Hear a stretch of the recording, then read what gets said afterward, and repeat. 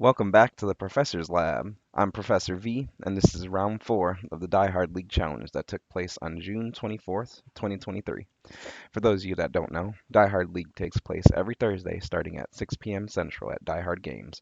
More info in the description, and keep your eye on Pokemon's event locator for premier events at Die Hard Games, such as League Challenges, League Cups, and pre-releases. Please be sure to like this video, subscribe to this channel, ring the bell for notifications, put your thoughts in the comments and all that good stuff. But anyways, let's get into the game. So we have round 4, the final round of this league challenge. Dialga V Miraidon versus the light, the way. Now this is Forretress EX. Path to the Peak gets slammed down and pass. Path to the Peak makes those Roblox Pokemon have no abilities. Avery. Your opponent discards from their bench till they have 3, and you draw 3 cards. Looks like we're going to find a Magnemite, attach an energy, Metal Energy to the active Dialga V, and pass. Not the best start. I would like to. No, the Miraidon didn't have abilities thanks to Path to the Peak. So play resumes on the right, and Iono. Let's get rid of that seemingly dead hand and draw 6 cards. Each player shuffles their hand, puts it at the bottom of their deck, and draws cards for the remaining prize cards they each have. So that was very good that Magnemite was found, even under Path. Ultra Ball, get rid of Grass Energy, and Bravery Charm to find. Let's see, I can't tell what the active is, so that makes it kind of hard to figure out what to bench. But if it's not a Pineco, you definitely find the Pineco, because that's part of your whole deck, part of your whole strategy, the Forretress EX deck. I'm going to get things shuffled up and attach an energy to that Pineco and pass. Whew. Let's see what we got on Dialga's side. Attach an energy to the active Dialga V, evolve into that origin form Dialga V star. And Professor's Research. Ooh, had to get rid of Magnezone and 3 energy, but there was nothing else you could have done there. So thankfully you can draw and see more cards. Bench the second Dialga V, origin form Dialga V, that is. Bench the second Magnemite, so that's good. You usually want to see 2 of those down in case one of them gets knocked out or the Magnezone gets knocked out. And take the knockout on that Bidoof, the light. Pineco gets promoted. Wo-Chien gets benched on the right-hand side here, and we are going to play another Iono. Each player shuffles their hand, puts it at the bottom of their deck, and they draw cards equal to remaining prize cards. Great consistency and comeback card. Second Pineco is benched. Radiant Venusaur is benched, evolved to Forretress EX.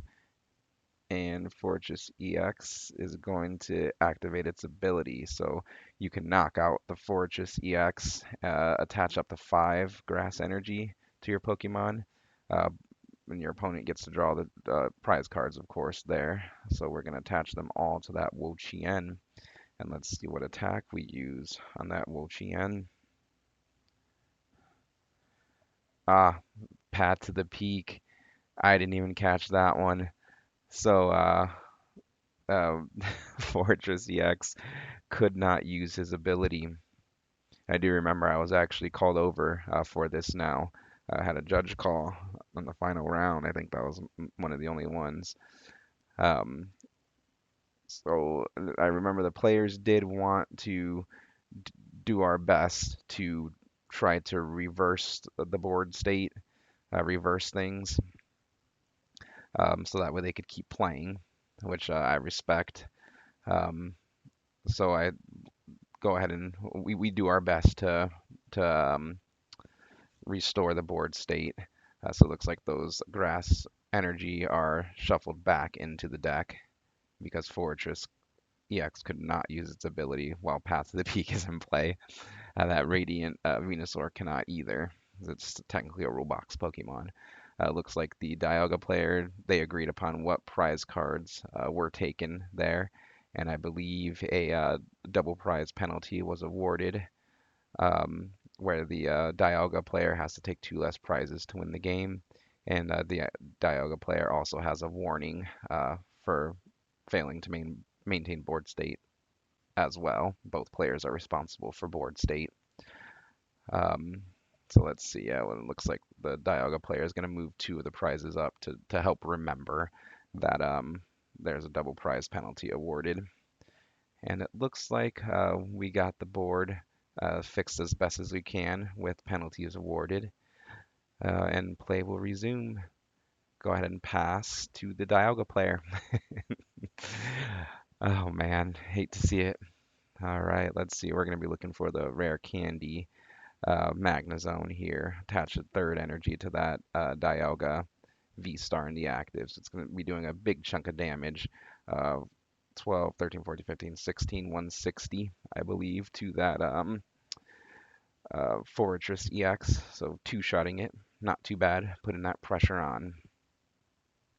No Magnezone yet, but that's okay. We've had an attachment every turn. Escape Rope. Your opponent promotes Pokemon first from their bench, and then you do too. Looks like that Radiant Venusaur is going to become the new active Pokemon after we hit that escape rope, the nice league stamped one, holographic, and another Iono. I think an Iono has been played every turn, right? Each player shuffles their hand and draws cards for the remaining prize cards. So let's see what we could do. Probably want to see another Forretress EX, maybe a way to bump that path. I cannot tell what that card is because of the glare. Thanks to the glare. Thank you so much. The light. We need you. Don't go out on us. Maybe it's a nest ball. Either way, it lets us search the deck. And what are we searching for here? The Squovit. We're going to say it's a nest ball since Squovit's ability is Nest Stash. I'm going to go ahead and shuffle things up. Oh, I just noticed the Path to the Peak has a league stamp on it too. I'm going to attach an energy to the second Forretress EX on the bench, since that first one is very heavily damaged. And pass the turn. Yep, it was a nest ball. Play resumes on the Dialga side. Attach an energy to Miraidon just to retreat. We're going to bring up that 3 energy Origin Form Dialga V.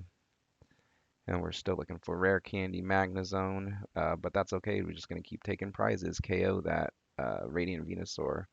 Forretress is promoted. Professor's Research Rowan, Professor Rowan, is played. Discard your hand, draw 7 cards. Attach an energy to Forretress EX, so now it can start attacking. It does 120 damage, and then maybe has some damage reduction too.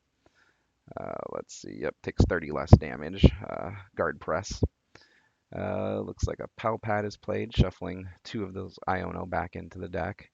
So we're going to need those to hopefully come back later, but with a double prize card penalty, it's kind of tough.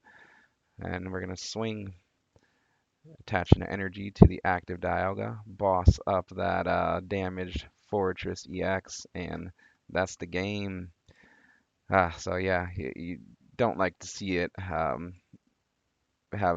the prize penalty have pretty much all the influence in the game, but that's what happened here. It could have been a completely different story if that path wasn't slammed down turn 1.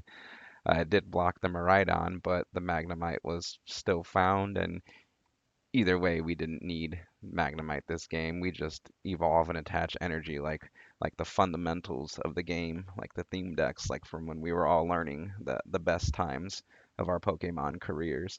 But anyways, that's going to do it for this video and the tournament being taken down by Dialga V-Star, Miraidon, Magnezone. That was pretty cool. What do you guys think? Feel free to leave your thoughts in the comments. Please be sure to like this video, subscribe to this channel, and I'll see you next time in the Professor's Lab.